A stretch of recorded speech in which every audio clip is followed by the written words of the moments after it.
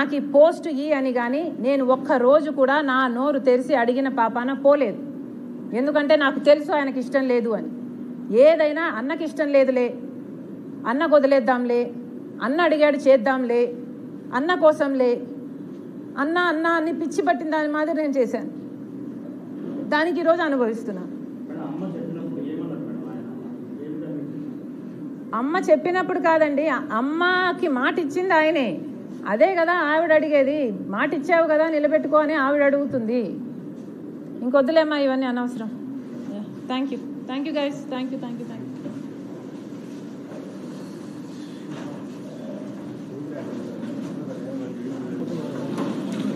నిన్న జగన్మోహన్ రెడ్డి గారు ఆ టీవీ ఛానల్తో మాట్లాడుతూ ఈరోజు రాజశేఖర రెడ్డి బిడ్డ, ఆయన చెల్లెలు షర్మిలారెడ్డి గురించి చాలా ఒఫెన్సివ్ కమెంట్స్ చేశారు. వీటికి సమాధానం ఇవ్వాల్సిన బాధ్యత రాజశేఖర రెడ్డి బిడ్డగా నాకుంది. రాజశేఖర రెడ్డి గారిని అభిమానించే వాళ్ళెందరో కూడా నన్ను తప్పుగా అర్థం చేసుకోకూడదు. కాబట్టి నేను ఈ సమాధానం ఇవ్వాల్సిన అవసరం ఉంది. ఇదే కాకుండా జగన్మోహన్ రెడ్డి గారు ఎన్నికల సందర్భంగా కడపకు వస్తున్న నేపథ్యంలో ఆఖరణ కొన్ని సమాధానాలు కూడా అవసరం ఉంది. ఆ ప్రశ్నలు కూడా అడగడం జరుగుతుంది. ముఖ్యంగా టీవీ ఛానల్లో మాట్లాడిన అంశాలు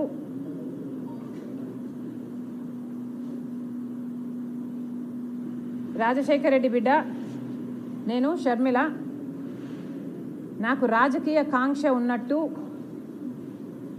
అందుకే రాజశేఖర రెడ్డి గారి కుటుంబంలో భేదాలు వచ్చినట్టు, నా రాజకీయ కాంక్షే దానికి కారణం అన్నట్టు వ్యాఖ్యానించడం జరిగింది.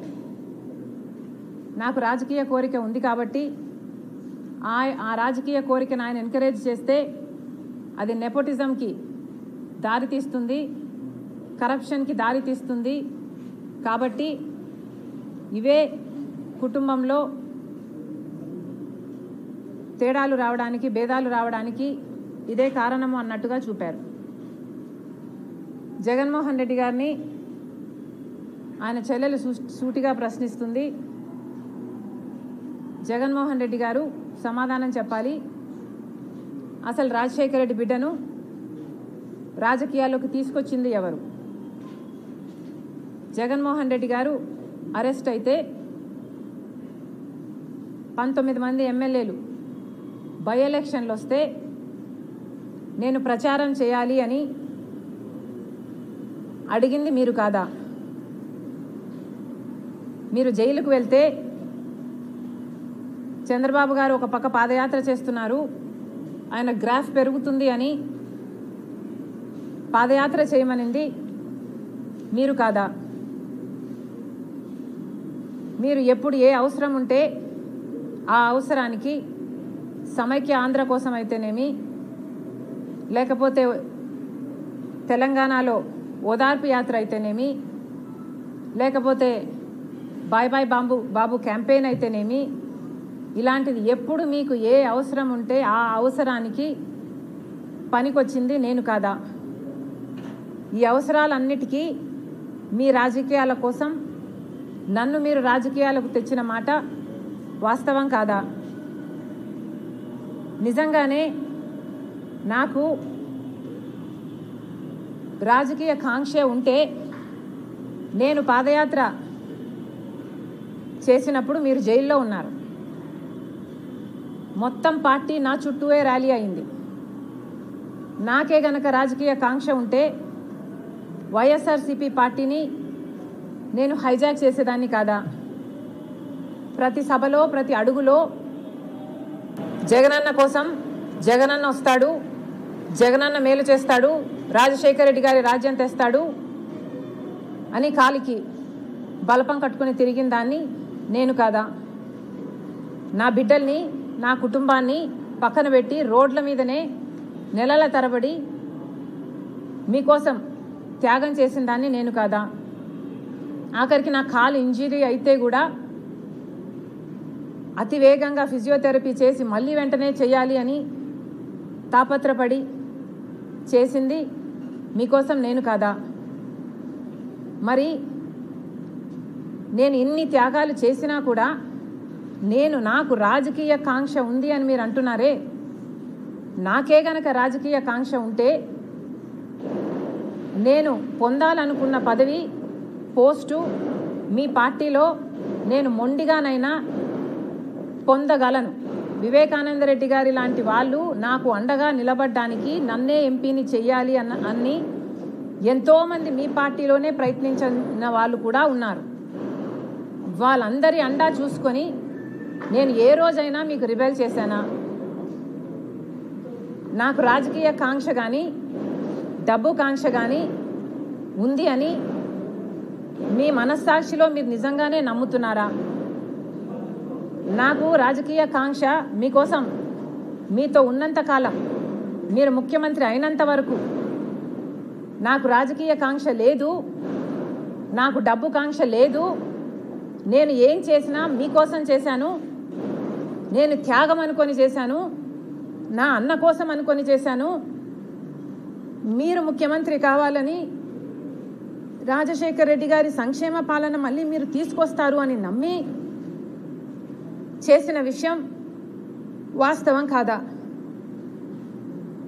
మన ఇద్దరము నమ్మే బైబిల్ మీద ఒట్టేసి నేను చెప్పగలను, నాకు రాజకీయ కాంక్ష కానీ డబ్బు కాంక్ష కానీ ఏ ఇతర ఆశ లేకుండా ఆశించకుండా ఏ ఒక్క రోజైనా మిమ్మల్ని ఒక పదవి కానీ ఒక పోస్ట్ కానీ నేను అడగకుండా మీకోసం చేశాను, ఇది నిజం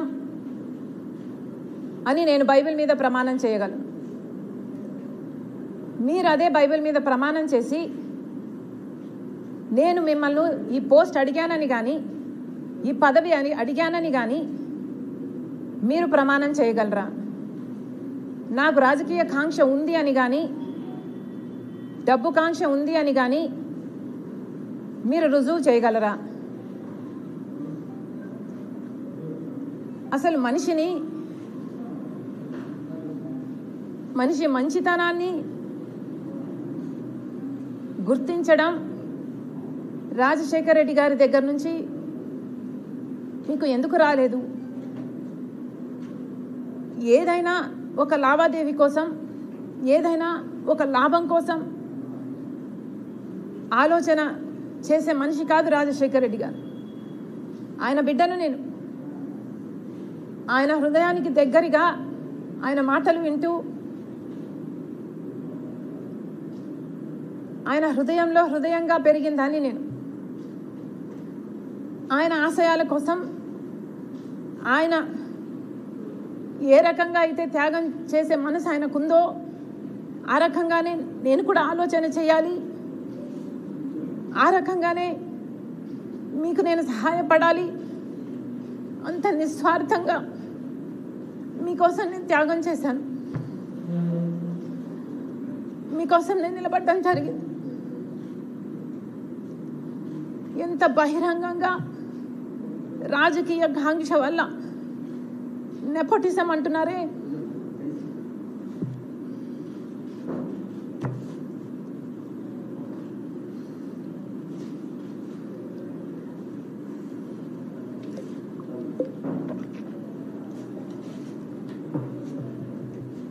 నెపోటిజం అంటున్నారు జగన్మోహన్ రెడ్డి గారు.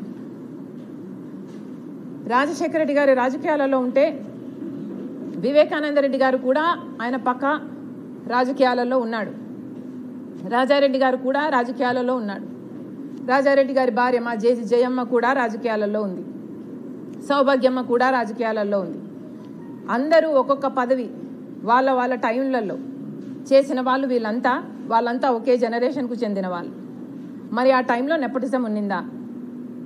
జగన్మోహన్ రెడ్డి గారు నెపోటిజం గురించి మాట్లాడుతున్నారు. మరి మీరు ముఖ్యమంత్రిగా ఉండి కూడా, మీ పార్టీ మీరు పెట్టి కూడా ఇంకా ఎవరు బంధువులు ఉండకూడదు అని మీరు చెప్తున్న ఈ లాజిక్లో రవీంద్రనాథ్ రెడ్డి గారు లేరా? మీ బంధువు కాదా?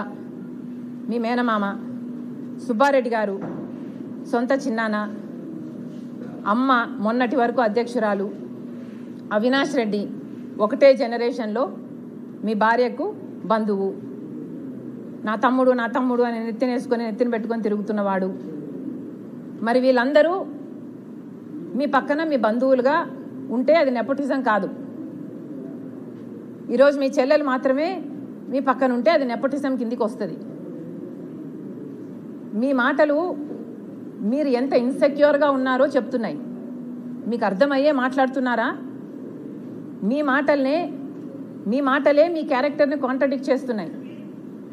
మీకు మీ చెల్లెలంటే ఇన్సెక్యూరిటీ అన్న విషయము మీ మాటలే బయట పెడుతున్నాయి. ఒకసారి ఆలోచన చేసి మాట్లాడండి ఇంటర్వ్యూలలో మాట్లాడినప్పుడు అని జగన్మోహన్ రెడ్డి గారికి చెప్తున్నాం. డబ్బు ఆశ ఉందని నేనేదో కరప్షన్ మిమ్మల్ని చేయమని అడిగానని, దేవుడు మీకు పదవినిచ్చింది బంధువులకు మేలు చేయడానికి కాదు కాబట్టి నేను ఎంకరేజ్ చేయలేదు అన్నట్టు మీరు మాట్లాడడం జరిగింది.